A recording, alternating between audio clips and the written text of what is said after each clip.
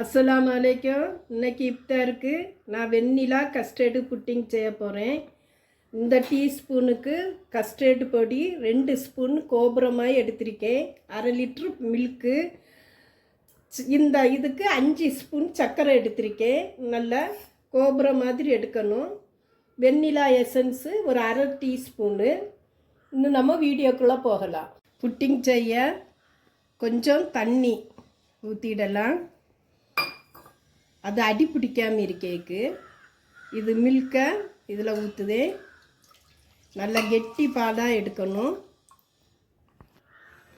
சர்க்கரை,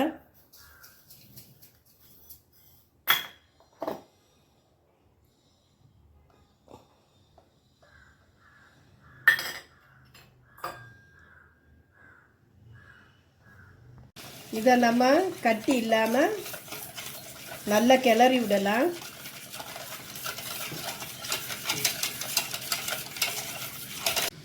இன்னும் கேஸில் பாத்திரத்தை வைக்க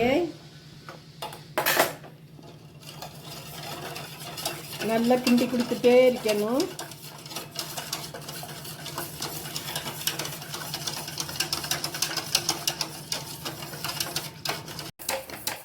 இப்படி நல்லா கெட்டி ஆயிடுச்சு. கட்டி விழாமல் நல்லா நைஸாக நல்லா அழகாக கெட்டி ஆயிடுச்சு. இப்படியே நம்ம கிண்டி கொடுத்துட்டே இருக்கலாம். இன்னும் கொஞ்சம் கெட்டியானோன்னா நமக்கு இறக்கலாம்.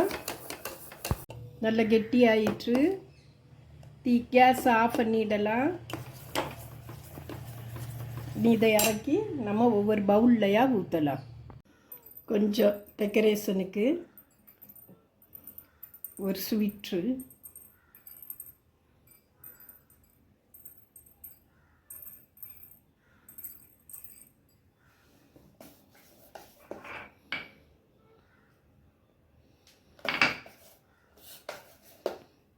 ஒவ்வொரு பவுல்லையா நம்ம ஊற்றி வைக்கலாம்.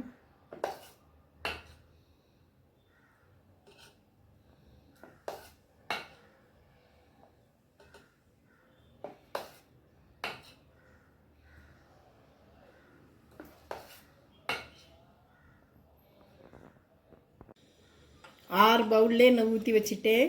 இது இன்னும் ஆறுன உடனே ஃப்ரிட்ஜில் வச்சு கொஞ்சம் கூலிங் ஆன பிறகு நம்ம எடுக்கலாம். ஒரு பவுலில் அவ்வளோதான். நான் ஒரு தட்டில் தட்டி காட்டுதேன். வாவ், சூப்பராக இருக்குது. இதே மாதிரி நீங்கள் வச்சு ஜல்லி எவ்வளோ அழகாக வந்திருக்கு பாருங்கள். இதே மாதிரி நீங்கள் வச்சு சாப்பிட்டு பாருங்கள். நோன்பு சமயங்களில் நல்ல குளிர்ச்சியான ஆகாரம் இதெல்லாம் சாப்பிடலாம். பிள்ளைகளுக்கு சளி பிடிச்சிருந்தா ஃப்ரிட்ஜில் வைக்காமல் பிள்ளைகளுக்கு கொடுக்கலாம். இதே மாதிரி நீங்கள் வச்சு சாப்பிடுங்க. லைக் பண்ணுங்கள், சப்ஸ்கிரைப் பண்ணுங்கள், ஷேர் பண்ணுங்கள், கமெண்ட் பண்ணுங்கள், பெல் பட்டனை கிளிக் பண்ணுங்கள். அஸ்ஸலாமு அலைக்கும்.